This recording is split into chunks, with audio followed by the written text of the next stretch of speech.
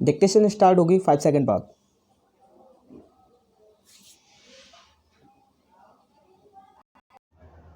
Start. सभापति जी, मैं budget की मांगों का समर्थन करने के लिए खड़ा हुआ हूँ।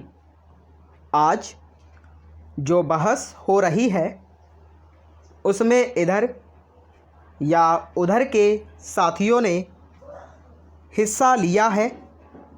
सबने एक स्वर से रेलवे मंत्रालय के इस बजट का समर्थन किया है और रेलवे मंत्री और उनके साथियों को धन्यवाद दिया है। यही इस बात का प्रमाण है कि हमारा रेलवे बजट ऐसा बजट है जिससे हमारे देश के विकास कार्यों में काफ़ी मदद मिलेगी और इसका काफ़ी प्रसार होगा। Para change. रेलवे बोर्ड के बारे में मांगों की जो सबसे पहली मद रखी गई है उसके बारे में मैं कुछ कहना चाहता हूँ। भारतीय रेलवे अधिनियम में बहुत बार संशोधन किया गया है। अगर सही तरीके से देखा जाए तो यह बात साफ नहीं हो पाती कि इसमें रेल मंत्री, रेल मंत्रालय और रेलवे बोर्ड के अध्यक्ष की क्या क्या शक्तियां हैं।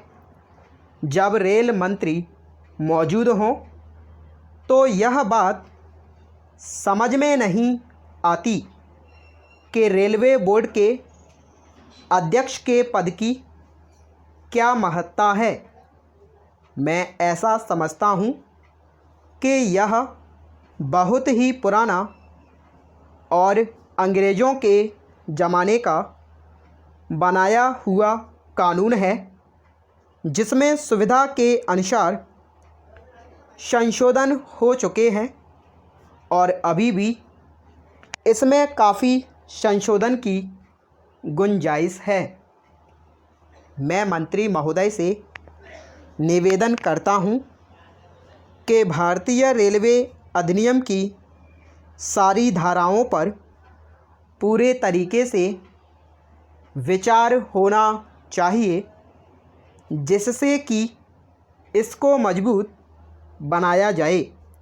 प्रशासन और वित्तीय दृष्टि से इसको मजबूत बनाएं।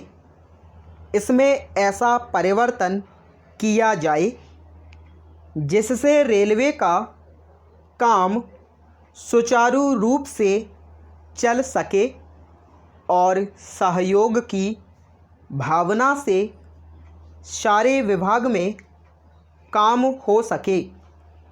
कानून की दृष्टि से भी इस रेलवे अधिनियम में संशोधन की ज़रूरत है और मुझे आशा है कि माननीय मंत्री जी इस पर ज़रूर ध्यान देंगे और इस पर चंद शब्द कहेंगे जिससे देश को मालूम हो सके कि भारतीय रेलवे अधिनियम के बारे में क्या क्या नीति अपनाई जा रही है।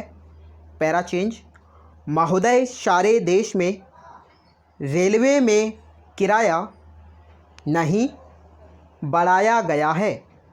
यात्रियों को आम तरीके से सुविधाएं दी गई हैं। जिस तरह से इस देश में रेलवे के अंदर अनुशासन लाने के लिए उन्होंने प्रयत्न किया है उसका बहुत महत्व है। इससे देश को बहुत मार्गदर्शन प्राप्त हुआ है।